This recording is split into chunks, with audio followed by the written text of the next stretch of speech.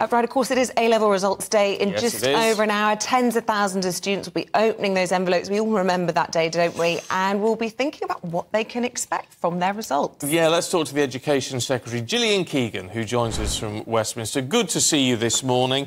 Are we going to see grade deflation today, as people are expecting? I mean, you can't help but feel very sorry for students who aren't going to get, despite all their hard work, perhaps won't get some of the grades that they were hoping for. Well, first of all, I think we should say a massive congratulations to students today, because they have been through quite a lot to get to this point. They have had quite a lot of disruption and they've worked so hard to get to this point. So that is the first thing to say. And the second thing to say is don't worry. The number of university places are still the same. And the fact that, you know, obviously if we change the grading system, the grades change back to normal. There is still the same, in fact, even greater opportunity for this cohort of students, because we also have many, many other opportunities as well, such as many more degree apprenticeships. Well, it's easy to say don't worry and to be encouraging, but these are students who got record GCSE results, you know, the best ever, because they were marked by their own teachers, which we know the circumstances around that and we understand why. We then look at what their A-level process has been like, and they've had to carry on through all the industrial action that you've had to grapple with as well. Really disruptive for these students. And then 1 in 5 of them today can expect not to get their first choice of university because of grade deflation. We're seeing around 11% reduction in those getting A's or A stars. A lot of young people will be feeling pretty miffed, don't you think, this morning?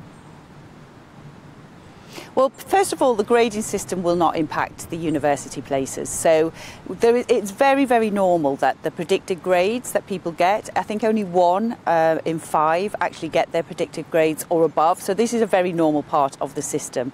So the actual university places and the access to university is still exactly the same as it was. So if they were going to, if they'd have got a B and gone to university in 2019, they'll get a B and go to university in 2023. So all we've done is, and this is really important because our exams, both GCSEs and A-levels, are highly regarded across the world, and we just want to make sure they keep that value.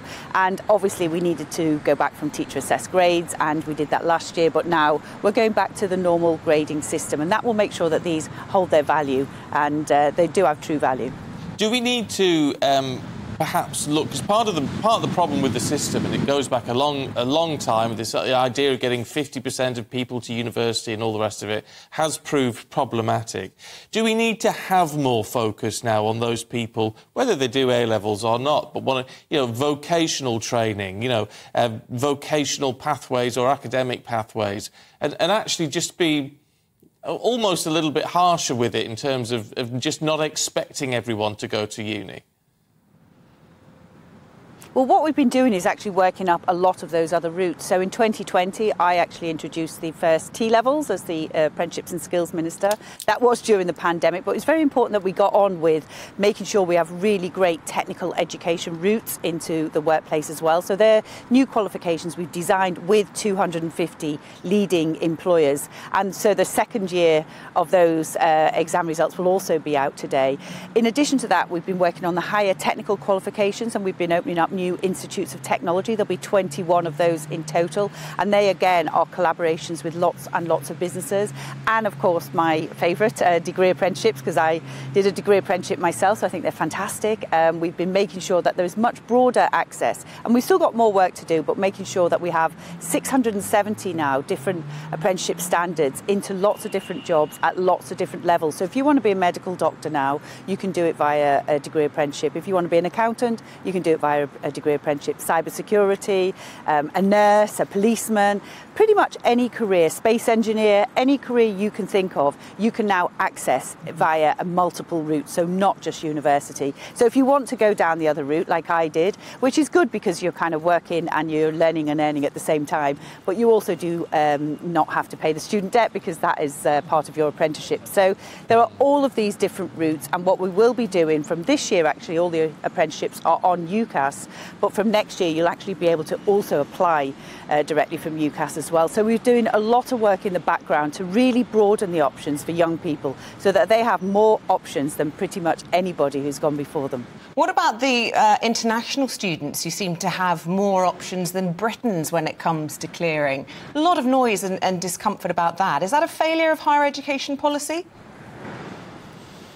No, it's actually a very misleading figure because they took a snapshot on a particular day. So just to put into context, about 15% of undergraduate students will be international students. That's 85% of our universities are basically filled with home students. The vast majority of international students, about 70% of international students, actually come to do postgraduate in our universities. And what they looked at in clearing is just on one day when the international courses have been opened up for international clearing, but the UK ones hadn't. And the reason is because the international students get their A-level equivalents first. So they're basically going through clearing now. So you will see more and more of the home student clearing coming up as we now have our results coming through. So it's a bit of a misleading picture that someone took on one day. But the important thing is 85% of them are home students at undergraduate level. Gillian Keegan, we've got 10 seconds left.